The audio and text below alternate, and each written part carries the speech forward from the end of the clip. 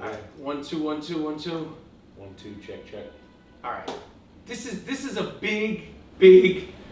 this is a tremendous honor, and I never ever thought in my life as a sports fan that I would have an actual New England Patriot join me on my home turf in front of the actual screen, the actual TV screen that I've screamed at and yelled at, taunted, cursed at, had emotional highs and emotional lows, rooting against the New England Patriots. Join me in the Gloom Tomb for an I Am Rapaport Stereo podcast. But I am thrilled, I'm smitten. I have to say, Julian, that you are absolutely, until it's proven differently, amongst other things, the New England Patriot with the best sense of humor. So, this is the I Am Rapaport Stereo podcast with, and I said I wasn't going to curse, I'm going to say one curse, Julian fucking Edelman on the I Am Rapaport Stereo podcast. I never thought I'd see the day. I've spent years on the ground. You fucking cocksuckers! You're underneath this table, screaming and yelling at that very screen, attacking you. But the fact that you came here, it means the world to me. My mom's freaking out. Welcome to the I Am Rapaport Stereo podcast, Julian. Hey man, it's a pleasure to be here. Your routine. What is your routine? Because I'm fascinated by this with athletes in terms of, like, obviously it's changed now because you're recovering. Yeah. And so what is your routine now? And what is your general workout routine like during the So my routine now is a little different because I'm not necessarily in all the meetings. Right now I will be getting there soon, but right now I'm trying to get, everything. There's a huge 2-month period, 3-month period in this whole process of my rehabilitation where, you got to put in a lot of time. So I'm working on that right now. So, but if I were playing, my routine for like the last 5 years, 6 years, 7 years has been, get to the facility. I wake up at like probably 4:55, get up. I'll throw a cha in, brush the teeth, throw a cha. Gotta brush your teeth. And listen, you know what? The way you said brush your teeth, like, have you forgotten to brush it at times? Because the way you said it, like, most people wouldn't have to. Well, I'll either brush it there, or I like to have my coffee without mint, like without my. Without the taste. Without the taste. So you'll go raw dog, drink the coffee, then brush your teeth. Well, because I go to the facility, and the facility's basically like my other home, my locker. Yeah, it's sick over there. I've been there. Yeah. Well, not even that though. Like we're there. Like I'm there more than I'm at home. You know what I mean? So. Like, but I was around the stadium. Yeah. It's like freaking Disney World for the New England Patriots. But we they don't got see toothbrush. that. We don't see that, bro. Okay. We got all the great Gillette products, and Gillette Stadium, all that stuff. I got you. Then I go in my car and I can get down to Boston, 30 minutes in the morning. Your reverse no commute, traffic. Reverse commute, and at that time, you're beating it. Everyone's coming in. And so that's when I throw a podcast on. Right, I Am Rapaport Stereo podcast. I Am Rapaport. Let's just say I listen to I Am Rapaport Stereo podcast all the time.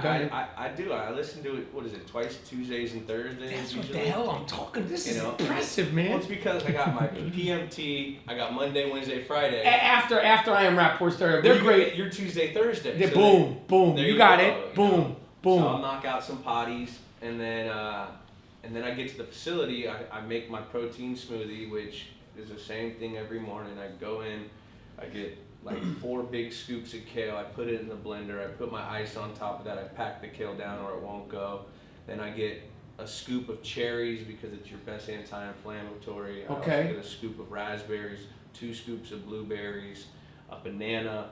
I put almond butter, flaxseed, 2 scoops of flaxseed, chia seed, almond milk, and then 40 grams of protein through like a whey protein. So then I'll slam that. I'll go sit in the hot tub. Before? What? You sit in the hot tub before you work out? You got it. Jesus, I never heard that. Yeah, I got. Maybe that's where things went wrong for me. Yeah, you got to warm up the body. Like when you've been doing this a long time, it's all about. Maybe a little jog. I go for a little jog, then I stretch. Nah, yeah, I sit in the hot tub.